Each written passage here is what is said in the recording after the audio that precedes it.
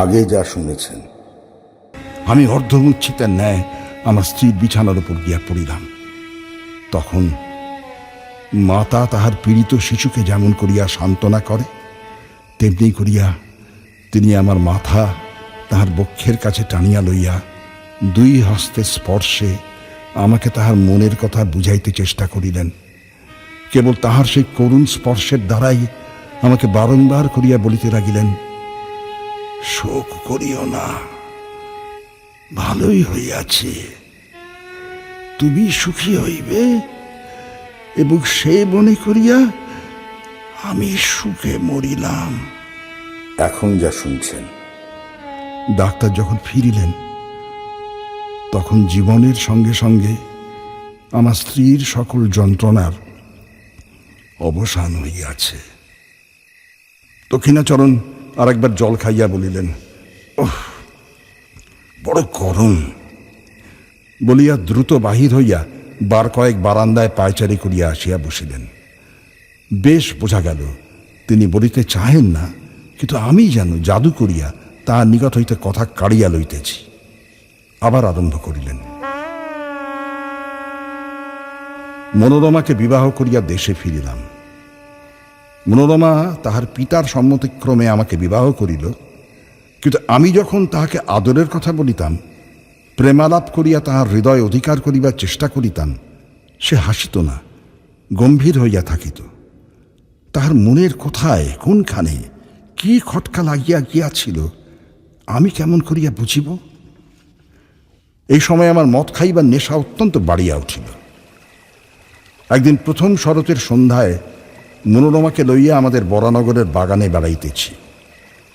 ছমছমে অন্ধকার হইয়া আসিয়াছে, পাখিদের বাসায় ডানা ঝাড়িবার শব্দটুকুও নাই, কেবল বেড়াইবার পথের দুই ধারে ঘন ছায়াবৃত ঝাউ গাছ বাতাসে সশব্দে কাঁপিতেছিল।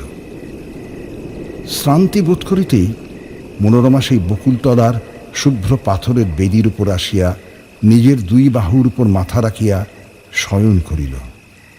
আমিও কাছে আসিয়া বসিলাম। সেখানে অন্ধকার আরো ঘনীভূত, যতটুকু আকাশ দেখা যাইতেছে একেবারে তারায় আচ্ছন্ন। তরুতরের ঝিল্লির ধ্বনি যেন অনন্ত গগনবক্ষচ্যুত নিস্তব্ধতার নিম্ন প্রান্তে একটি শব্দের সরু পাড় বুনিয়া দিতেছে। সেদিনও বৈকালে আমি কিছু মদ খাইয়াছিলাম, মনটা বেশ একটু তরলাবস্থায় ছিল।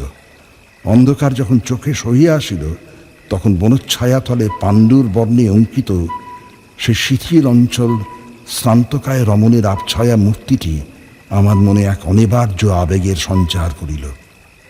মনে হইল ও যেন একটি ছায়া, ওকে যেন কিছুতেই দুই বাহু দিয়া ধরিতে পারিব না। এমন সময় অন্ধকার ঝাউ গাছের শিখর দেশে যেন আগুন ধরিয়া উঠিল। তারপরে কৃষ্ণপক্ষের জীর্ণ প্রান্ত হলুদ বর্ণ চাঁদ ধীরে ধীরে গাছের মাথার উপরকার আকাশে আরোহণ করিল। সাদা পাথরের উপর সাদা শাড়ি পরা সেই শ্রান্ত শয়ান রমণীর মুখের উপর জ্যোৎস্না আসিয়া পড়িল। আমি আর থাকিতে পারিলাম না, কাছে আসিয়া দুই হাতে তাহার হাতটি তুলিয়া ধরিয়া কহিলাম, মনোরমা, তুমি আমাকে বিশ্বাস করো না, কিন্তু তোমাকে আমি ভালোবাসি, তোমাকে আমি কোনো কালে ভুলিতে পারিব না। কথাটা বলিবা মাত্র চমকিয়া উঠিলাম। মনে পড়িল ঠিক এই কথাটা আর একদিন আর কাহাকেও বলিয়াছি, এবং সেই মুহূর্তেই বকুল গাছের শাখার উপর দিয়া, ঝাউ গাছের মাথার উপর দিয়া, কৃষ্ণপক্ষের পীতবর্ণ ভাঙা চাঁদের নিচে দিয়া গঙ্গার পূর্ব পার হইতে গঙ্গার সুদূর পশ্চিম পার পর্যন্ত অতি দ্রুত বেগে একটি হাসি বহিয়া গেল। সেটা মর্মবেদী হাসি, কি অভ্রবেদী হাহাকার, বলিতে পারি না। আমি তদ্দণ্ডে পাথরের বেদির উপর হইতে মূর্ছিত হইয়া নিচে পড়িয়া গেলাম। মূর্ছা ভঙ্গে দেখিলাম আমার ঘরে বিছানায় শুইয়া আছি। স্ত্রী জিজ্ঞাসা করিলেন, তোমার হঠাৎ এমন হইল কেন? আমি কাঁপিয়া উঠিয়া বলিলাম, শুনিতে পাও নাই? সমস্ত আকাশ ভরিয়া হাহা করিয়া একটা হাসি বহিয়া গেল। স্ত্রী হাসিয়া কহিলেন, সে বুঝি হাসি? সার বাঁধিয়া দীর্ঘ এক ঝাঁক পাখি উড়িয়া গেল, তাহাদেরই পাখার শব্দ শুনিয়াছিলাম। তুমি এত অল্পেই ভয় পাও? দিনের বেলায় স্পষ্ট বুঝিতে পারিলাম পাখির ঝাঁক উড়িবার শব্দই বটে। এই সময়ে উত্তর দেশ হইতে হংসশ্রেণী নদীর চরে চলিবার জন্য আসিতেছে। কিন্তু সন্ধ্যা হইলে সে বিশ্বাস রাখিতে পারিতাম না। তখন মনে হইত চারিদিকে সমস্ত অন্ধকার ভরিয়া ঘন হাসি জমা হইয়া রহিয়াছে। সামান্য একটা উপলক্ষে হঠাৎ আকাশ ভরিয়া অন্ধকার বিদীর্ণ করিয়া ধ্বনিত হইয়া উঠিবে। অবশেষে এমন হইল, সন্ধ্যার পর মনোরমার সহিত একটা কথা বলিতে আমার সাহস হইত না। তখন আমাদের বরানগরের বাড়ি ছাড়িয়া মনোরমাকে লইয়া বোটে করিয়া বাহির হইলাম। অগ্রহায়ণ মাসে নদীর বাতাসে সমস্ত ভয় চলিয়া গেল। কয়দিন বড় সুখে ছিলাম। চারিদিকে সৌন্দর্যে আকৃষ্ট হইয়া মনোরমাও যেন তাহার হৃদয়ের রুদ্ধ দ্বার অনেক দিন পরে ধীরে ধীরে আমার নিকট খুলিতে লাগিল। গঙ্গা ছাড়াইয়া খোড়ে ছাড়াইয়া অবশেষে পদ্মায় আসিয়া পৌঁছিলাম। ভয়ঙ্করী পদ্মা তখন হেমন্তের বিবরণীন ভুজঙ্গিনীর মতো কৃশ নির্জীবভাবে সুদীর্ঘ শীত নিদ্রায় নিবিষ্ট ছিল। উত্তর পারে জনশূন্য তৃণশূন্য দিগন্ত প্রসারিত বালির চর ধু ধু করিতেছে এবং দক্ষিণের উচ্চ পাড়ের উপর গ্রামের আমবাগানগুলি এই রাক্ষসী নদীর নিতান্ত মুখের কাছে জোর হস্তে দাঁড়াইয়া কাঁপিতেছে। পদ্মা ঘুমের ঘোরে একবার পাশ ফিরিতেছে এবং বিদীর্ণ তটভূমি ঝুপঝাপ করিয়া ভাঙিয়া ভাঙিয়া পড়িতেছে। এইখানে বেড়াইবার সুবিধা দেখিয়া বোট বাঁধিলাম।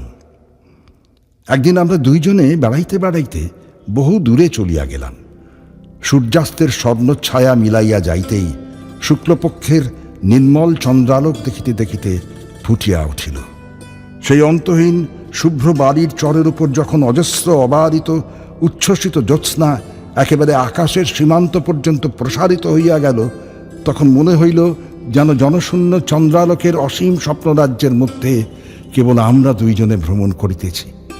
একটি লাল শাল মনোরমার মাথার উপর হইতে নামিয়া তাহার মুখখানি বেষ্টন করিয়া তাহার শরীরটি আচ্ছন্ন করিয়া রহিয়াছে।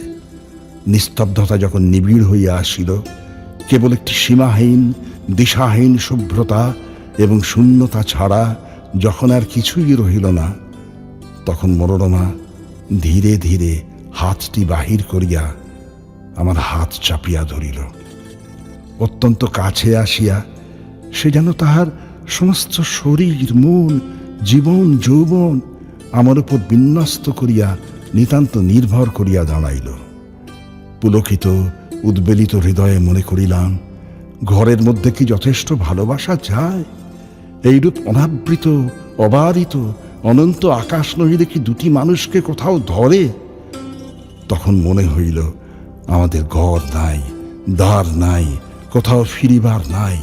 এমনি করিয়া হাতে হাতে ধরিয়া গম্যহীন পথে উদ্দেশ্যহীন ভ্রমণে চন্দ্রালোকিত শূন্যতার উপর দিয়া অবারিতভাবে চলিয়া যাইব। এইরূপে চলিতে চলিতে এক জায়গায় আসিয়া দেখিলাম, সেই বালুকা রাশির মাঝখানে অদূরে একটি জলাশয়ের মতো হইয়াছে। পদ্মা সরিয়া যাবার পর সেইখানে জল বাঁধিয়া আছে। সেই মরু বালুকা বেষ্টিত নিস্তরঙ্গ নিঃসুপ্ত নিশ্চল জলটুকুর উপর একটি সুদীর্ঘ জ্যোৎস্নার রেখা মূর্ছিতভাবে পড়িয়া আছে। সেই জায়গাটিতে আসিয়া আমরা দুইজনে দাঁড়াইলাম।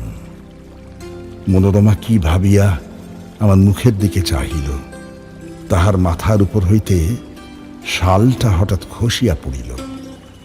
আমি তাহার সেই জ্যোৎস্না বিকশিত মুখখানি তুলিয়া ধরিয়া চুম্বন করিলাম। এমন সময় সেই জনমানবশূন্য নিঃসঙ্গ মরুভূমির মধ্যে গম্ভীর স্বরে কে 3 বার বলিয়া উঠিল, ওকে ওকে ওকে। আমি চমকিয়া উঠিলাম, আমার স্ত্রীও কাঁপিয়া উঠিলেন। কিন্তু পরক্ষণেই আমরা দুইজনে বুঝিলাম এই শব্দ মানসিক নহে, অমানুষিকও নহে, জলবিহারী জলচর পাখির ডাক। হঠাৎ এত রাত্রে তাহাদের নিরাপদ নিবাসের কাছে লোক সমাগম দেখিয়া চকিত হইয়া উঠিয়াছে। সেই ভয়ের চমক খাইয়া আমরা দুইজনেই তাড়াতাড়ি বোটে ফিরিলাম। রাত্রে বিছানায় আসিয়া শুইলাম। শ্রান্ত শরীরে মনোরমা অবিলম্বে ঘুমাইয়া পড়িল।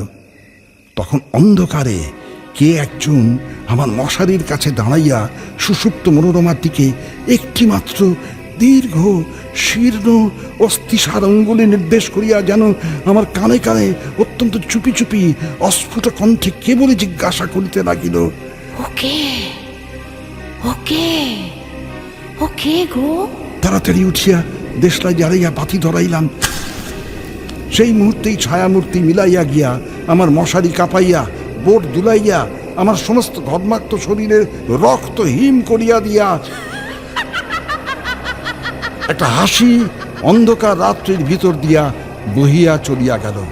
পদ্মা পার হইল, পদ্মার চর পার হইল, তার ভিতর দিয়া পরবর্তী সমস্ত সুপ্ত দেশ গ্রাম নগর পার হইয়া গেল, যেন তাহা চিরকাল ধরিয়া দেশ দেশান্তর লোক লোকান্তর পার হইয়া ক্রমশ ক্ষীণতম হইয়া অসীম সুদূরে চলিয়া যাইতেছে। ক্রমে যেন তাহা জন্ম মৃত্যুর দেশ ছাড়াইয়া গেল, ক্রমে তাহা যেন সূচির অগ্রভাগের ন্যায় ক্ষীণতম হইয়া আসিল। এত ক্ষীণ শব্দ কখনো শুনি নাই, কল্পনা করি নাই। আমার মাথার মধ্যে যেন অনন্ত আকাশ রহিয়াছে এবং সেই শব্দ যতই দূরে যাইতেছে কিছুতেই আমার মস্তিষ্কের সীমা ছাড়াইতে পারিতেছে না। অবশেষে যখন একান্ত অসহ্য হইয়া আসিল, তখন ভাবিলাম আলো নিভাইয়া না দিলে ঘুমাইতে পারিব না। যেমন আলো নিভাইয়া শুইলাম, অমনি আমার মশারির পাশে আমার কানের কাছে অন্ধকারে আবার সেই অবরুদ্ধ স্বর বলিয়া উঠিল, ওকে ওকে ওকে গো। আমার বুকের রক্তের ঠিক সমান তালে ক্রমাগতই ধ্বনিত হইতে লাগিল, ওকে ওকে ওকে গো। সেই গভীর রাত্রে নিস্তব্ধ বোটের মধ্যে আমার গোলাকার ঘড়িটাও সজীব হইয়া উঠিয়া তার ঘণ্টার কাঁটা মনোরমার দিকে প্রসারিত করিয়া সেলফের উপর হইতে তালে তালে বলিতে লাগিল, ওকে ওকে ওকে গো। বলিতে বলিতে দক্ষিণাবাবু পাংশুবর্ণ হইয়া আসিলেন, তাহার কণ্ঠরুদ্ধ হইয়া আসিল। আমি তাকে স্পর্শ করিয়া কহিলাম, একটু জল খান।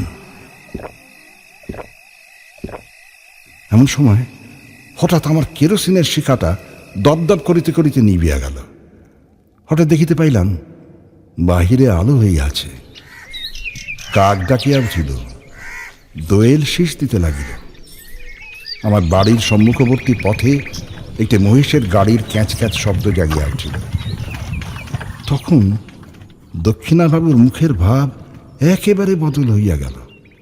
ভয়ের কিছুমাত্র চিহ্ন রহিল না। রাত্রির কুহকে কাল্পনিক শঙ্কার মত্ততায় আমার কাছে যে এত কথা বলিয়া ফেলিয়াছেন, সেজন্য যেন অত্যন্ত লজ্জিত এবং আমার উপর আন্তরিক ক্রুদ্ধ হইয়া উঠিলেন। শিষ্য সম্ভাষণ না করিয়া অকস্মাৎ উঠিয়া দ্রুত বেগে চলিয়া গেলে। সেই দিনই অর্ধরাত্রে আবার আমার দ্বারে ঘা পড়িল। Doctor, doctor!